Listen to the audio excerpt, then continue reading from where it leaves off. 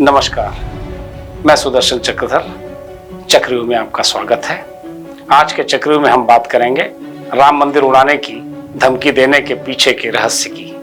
क्या यह दो कौम को भिड़ाने की कोई साजिश थी या आम चुनाव से पहले देश का माहौल खराब करने की कोशिश? आइए जानते हैं। सुनने में यह बड़ा अजीब लगता है, लेकिन यह सच है कि अयोध्या के राम मंदिर को उड़ाने की धमकी देने के लिए यूपी के दो हिंदू युवक ओम प्रकाश मिश्रा और नाहर सिंह मुस्लिम बन गए। इन्होंने असलम अंसारी और जुबैर खान नाम से अपना ईमेल बनाया और धमकी दे डाली। सवाल है कि उन्होंने ऐसा क्यों किया?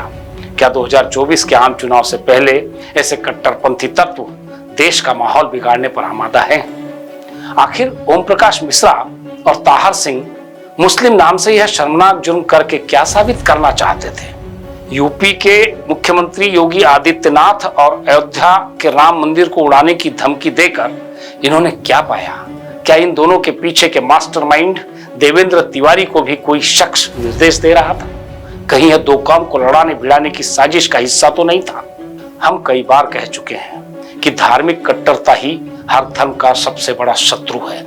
कई प्रकरणों में यह बात साबित भी हो चुकी है कि धार्मिक कट्टरता भारत देश के लिए कितनी घातक है। हमारे देश में आम चुनाव सामने हैं और इन दिनों सर्वत्र राममय माहौल बना हुआ है। ऐसे में कुछ कट्टरपंथी तत्व देश का माहौल बिगाड़ने पर आमादा है ताकि दो कौम आपस में लड़ जाए, भिड़ जाए या देश में कहीं दंगे फसाद हो जाए। तो चुनाव में वोटों की फसल काटी जा सके, ऐसे तत्व दिखने में भोले भाले होते हैं, लेकिन उनके पीछे कोई बड़ी साजिश काम कर रही होती है। ऐसा ही कुछ राम मंदिर उड़ाने की धमकी देने के मामले में हुआ है। यहाँ दिलचस्प बात यह है कि साजिश का मास्टरमाइंड कोई और नहीं बल्कि भारतीय गौ सेवा परिषद का अध्यक्ष देवेंद्र तिवारी है, जो फिलहाल फरार है। वह भारतीय किसान मंच का राष्ट्रीय अध्यक्ष भी है। यही देवेंद्र तिवारी लखनऊ में एक पैरा मेडिकल कॉलेज चलाता है, जबकि ताहर सिंह और ओम प्रकाश मिश्रा देवेंद्र तिवारी के कॉलेज में कर्मचारी हैं। यूपी पुलिस ने इस साजिश के पीछे की असली मंशा अभी तक स्पष्ट नहीं की है, लेकिन समझने वाले समझ चुके हैं कि इसके पीछे ऐसे कट्टरपंथी तत्व दो कौम को आपस में लड़ाने भिड़ाने की साजिश रच रहे थे।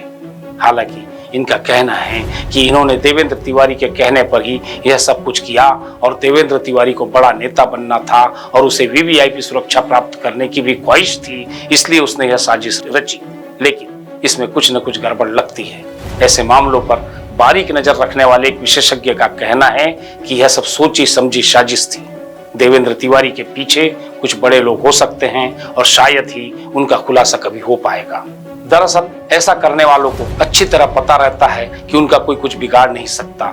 सबसे पहले तो उनको आसानी से जमानत मिल जाएगी, फिर पुलिस या एटीएस बहुत ही कमजोर केस बनाएगी क्योंकि ये मुजरिम असली मुस्लिम नहीं है।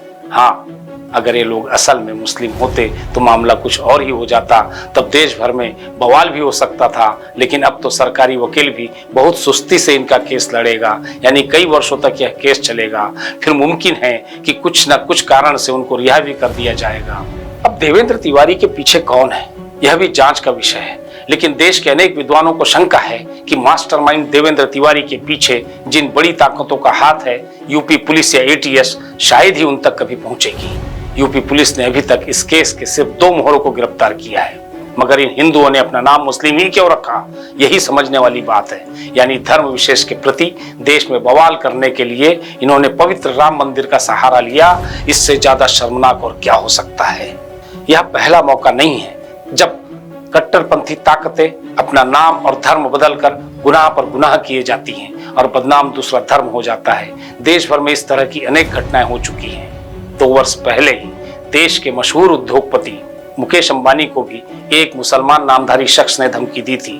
जब पुलिस जांच हुई तो पता चला कि वह एक हिंदू व्यापारी है जिसने अपना नाम मुस्लिम रखकर अंबानी को धमकी दी थी। कुल मिलाकर एक बड़ी साजिश के तहत ही नफरत का ऐसा खतरनाक जहर फैलाया जा रहा है और समाज के विवेकहीन लड़कों युवाओं को दंगाई बनाया जा रहा है।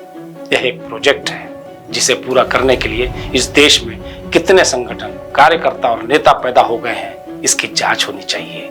क्योंकि यह केवल एक पक्ष से नहीं हो रहा है, दूसरा पक्ष भी इसी तरह की हरकतें करता है और अपने अपने नौजवानों को भड़काता है कि तुम्हें अपने धर्म स्थल बचाने हैं तो तुम्हें आगे आना ही होगा। देश में कुछ विशिष्ट प्रकार के प्रयोजन के लिए यह सब करवाया जाता है, जिनका अंतिम मकसद दो कौमों को आपस में भिड़ाकर वोटों की फसल काटना ही होता है। लेकिन इससे कई बेकसूर तत्व चपेट में आ जाते हैं, इसमें कोई दो राय नहीं हो सकती।